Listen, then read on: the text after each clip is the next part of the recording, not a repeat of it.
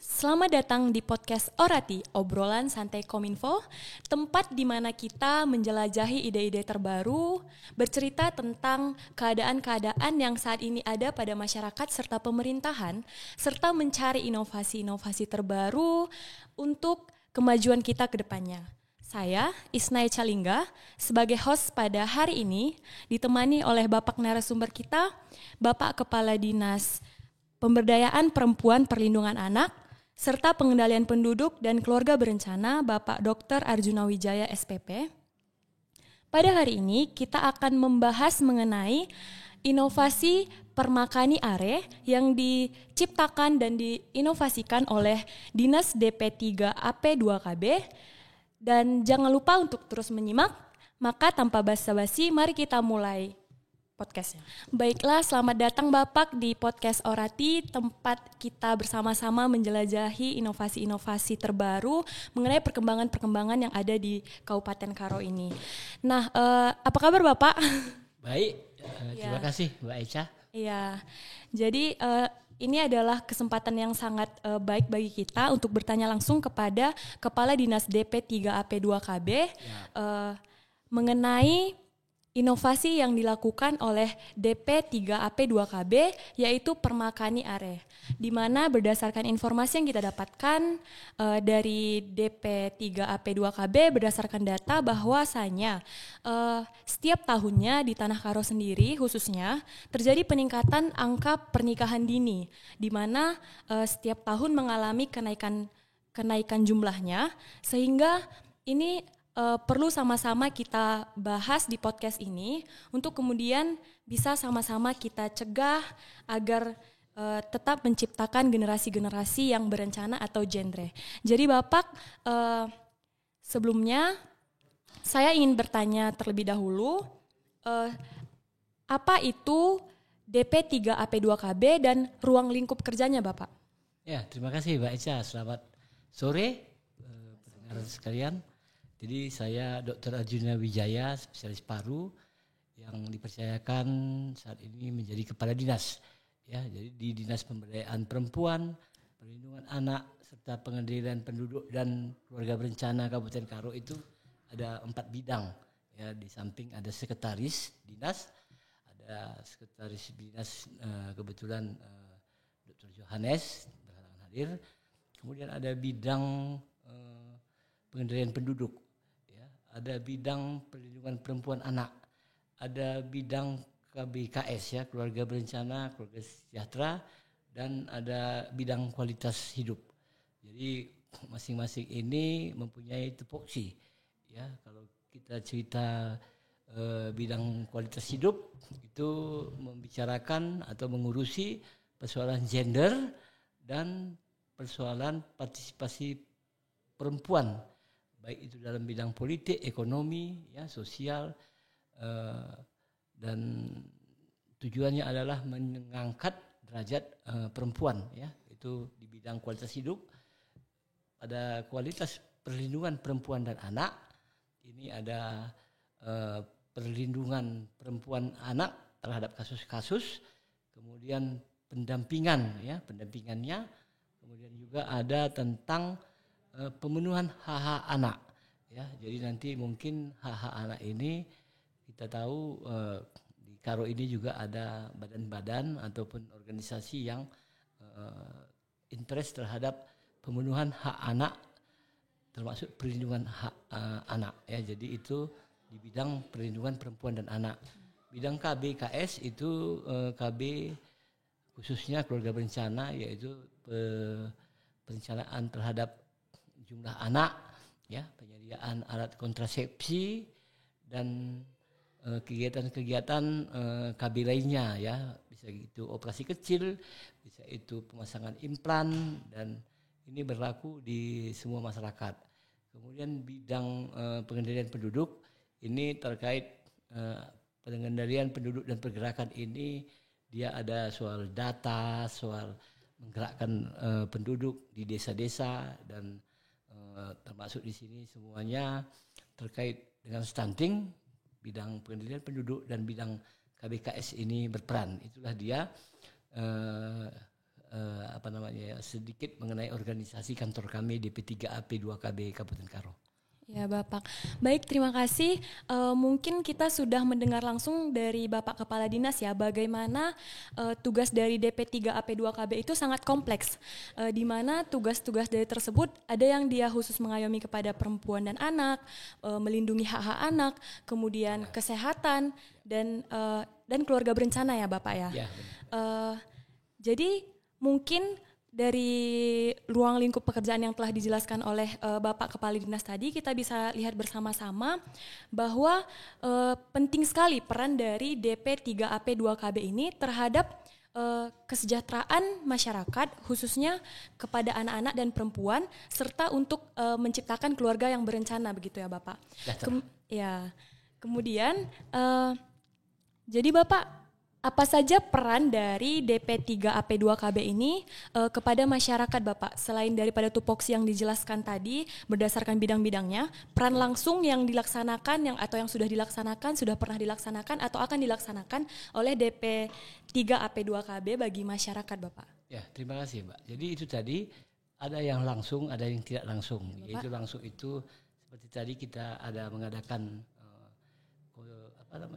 penyediaan atau operasi implan, operasi kecil, kemudian penyuluhan, KIE ya. Kita juga mengangkat persoalan-persoalan di masyarakat terkait hak-hak perempuan, hak-hak ibu-ibu ya. Jadi ketika ada kasus kita dampingi ya, ini tugas-tugas kami. Jadi sangat banyak ya, mungkin sepintas dibilang DP3AP2KB itu kantornya kecil. Tapi perannya sangat banyak ya, sangat banyak dan selalu bisa berhubungan ya. Kita bisa lihat kasus-kasus anak yang KDRT, kasus-kasus anak itu dengan kemajuan zaman ya, dengan keterbukaan informasi, angka-angkanya itu tetap semakin lama semakin tinggi. Ya, disitulah kami berperan mendampingi, begitu juga bekerjasama dengan Polres bagian perlindungan perempuan anak. Ya, itu keseharian petugas-petugas kami ikut terlibat.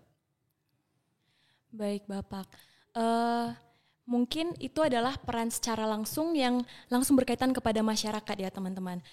Dan sekarang ini kita mau bertanya lagi nih Bapak, mengapa mengangkat isu mengenai perkawinan anak sebagai inovasi pada hari ini, yaitu inovasi permakani are?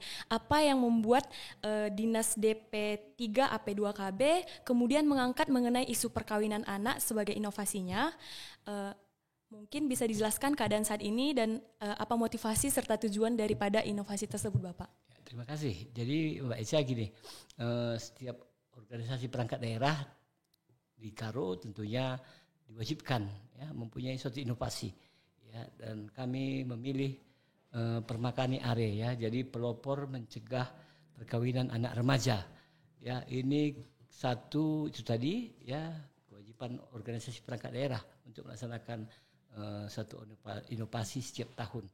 Kemudian ada kasus-kasus yang kami lihat di tahun 2022 itu ada 56 anak yang kawin di bawah umur 18 ya. Dan di tahun 2023 itu ada 18 kasus, tapi secara keseluruhan ada 193 anak usia 18 sampai 19 tahun yang harus perkawinan. Ya, jadi kenapa menikah ya? Ini mungkin karena kecelakaan atau karena kebutuhan keluarga atau karena yang lain. Di satu sisi anak yang masih belum cukup umur ketika harus menikah banyak sekali risikonya ya. Risikonya itu satu, belum memahami kesehatannya ya, anaknya nanti bisa cacat atau anaknya bisa stunting ya, kemudian tidak siap ekonomi, kemudian karena ini juga kawin terpaksa, mungkin selesai itu ada KDRT ya. Jadi memandang kasus-kasus yang akan datang inilah kami rasa kami perlu mensosialisasikan, kami berupaya mencegah perkawinan muda ya, ini bekerjasama dengan termasuk di sini Kementerian Agama ya, kami bekerjasama dengan guru-guru, dengan forum-forum anak, lembaga-lembaga pemerhati anak ya, jadi banyak sekali implikasi yang ditimbulkan ketika seorang tidak memahami perkawinan dini itu, perkawinan usia muda itu karena yang tidak direncanakan ya, jadi itu yang kami lihat, sehingga di P3 P2KB mengambil salah satu inovasi ini untuk kami perbuat. Oh ya, luar biasa sekali ya Bapak ya, inovasi yang diangkat oleh Dinas DP3AP2KB. Nah Bapak, tadi Bapak bercerita tentang pernikahan di bawah umur. Saya ingin bertanya nih Bapak, di Indonesia saat ini, atau mungkin ada undang-undang yang mengatur, berapa sih usia ideal untuk seorang anak laki-laki dan perempuan itu bisa dikatakan cukup matang atau secara hukum resmi untuk menikah Bapak? Secara undang-undang tidak dikatakan kawin di umur berapa, tidak ya, tapi kalau anak ada undang-undang nomor 16 tahun 2019, anak itu ketika dewasa dia umur 19 ya, jadi 19 itu kita lihat di kita lah ya, di negara kita, di daerah kita 19 itu adalah relatif tamat SMA.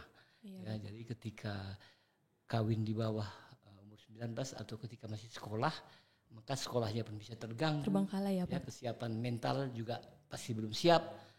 Apalagi kalau ini memang perkawinannya karena memang harus kawin, ya ada solusi-solusi yang dipikirkan untuk tidak melanjutkan pernikahannya. Oh, iya. Baik teman-teman, berarti kita bisa simpulkan bahwa mungkin untuk usia menikah itu lebih ideal itu di 19 tahun ke atas ya Bapak. Karena ya berdasarkan program pemerintah juga kita tahu wajib belajar 12 tahun itu ada ya Bapak. Jadi sebelum melaksanakan wajib belajar 12 tahun, di mana 12 tahun itu dari SD, SMP sampai SMA. Mungkin dulu 9 tahun Bapak ya, sekarang sudah berubah menjadi 12 tahun. Jadi mungkin menyelesaikan dulu pendidikan wajib belajar selama 12 tahun tersebut. Kemudian setelah merasa usia matang secara fisik, mental, dan mungkin juga bisa dibilang kesiapan lah ya Bapak ya, secara ekonomi, finansial juga. Gimana kalau dia tidak menyelesaikan pendidikan, pasti pendidikannya itu akan terbengkalai dan tidak terselesaikan ya Bapak. Jadi pekerjaan juga kan susah. Berkaitan dengan faktor finansial ya Bapak ya. Ya semuanya. Yang nanti malah KDRT-nya, ya, ketika KDRT. Tidak egois masih ada, emosi masih tidak masih labil, stabil, itu KDRT ya. Jadi sia-sia semua apa yang sudah dibuat. Iya.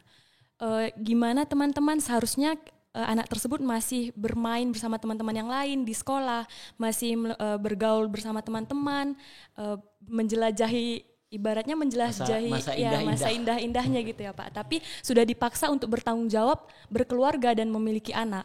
Tentu hal tersebut tidak mudah untuk meredam emosi ya Bapak ya. Benar. Apalagi anak-anak yang masih Bapak bilang tadi di usia yang belum matang dan masih emosinya masih labil. Banyak yang harus dipikirkan. Iya.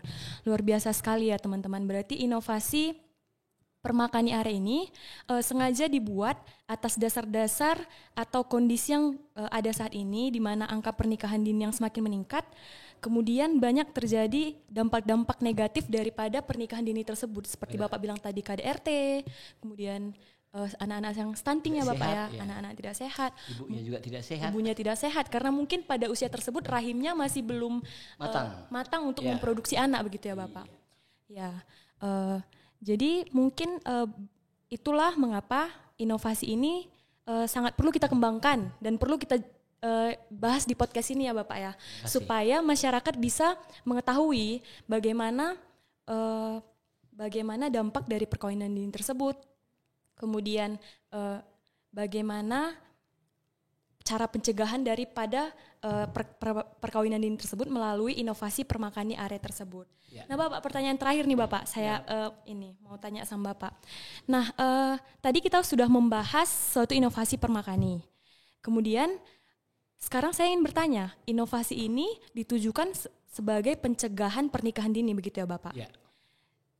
Nah untuk yang sudah terlanjur basah ini Bapak, sudah terlanjur basah, kita katakan sudah terlanjur melaksanakan pernikahan dini. Ada beberapa kasus tadi 193 tadi ya Bapak ya. 193 kasus ini, apa langkah-langkah yang mungkin bisa kita terapkan kepada anak-anak yang sudah terlanjur basah tadi gitu, 193 orang tadi, agar supaya pernikahan mereka tidak gagal atau ibaratnya tidak menuju ke hal-hal dampak-dampak negatif tadi Bapak, karena kan itu sudah terjadi, kita cuma bisa kasih solusi begitu Bapak. Jadi dari Bapak sendiri sebagai Kepala Dinas DP3AP2KB, bagaimana pendapat, solusi serta bimbingan daripada dinas Bapak sendiri untuk mengatasi hal tersebut? Ya, terima kasih. Jadi kita juga harus mempertimbangkan kearifan lokal ya. Jadi masih ada persepsi ya ketika anak hamil ini harus dikawinkan ya. Bapak. Dengan berbagai latar suku dan agama di daerah kita ya. Jadi ini memang kita harus melakukan pendalaman ya. Ada yang kami buat akhirnya memang si pasangan ya memang tidak meneruskan. Artinya ketika memang dia terlanjur hamil ya, kalau ketika keinginan mereka bagaimana ini kita dampingi ya. Adanya yang anaknya sendiri akhirnya diadopsi atau dirawat oleh orang tua, perkawinan tidak lanjut. Ada yang memang lanjut dengan bimbingan, ya, dengan pengawasan, tapi selalu diberikan edukasi.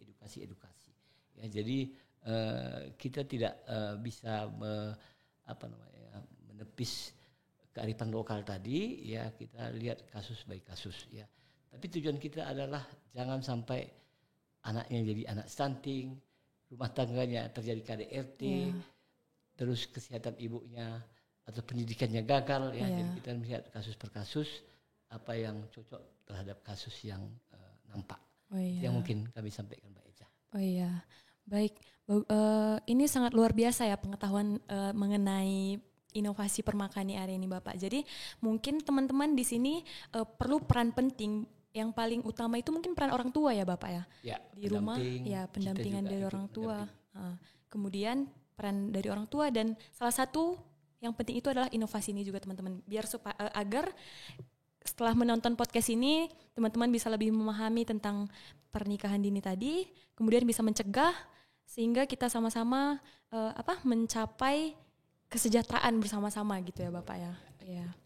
Mungkin itu dulu Bapak yang mungkin pertanyaan yang kita tanyakan kepada Bapak. Terima kasih buat waktunya, terima kasih atas ilmunya yang sangat luar biasa Bapak.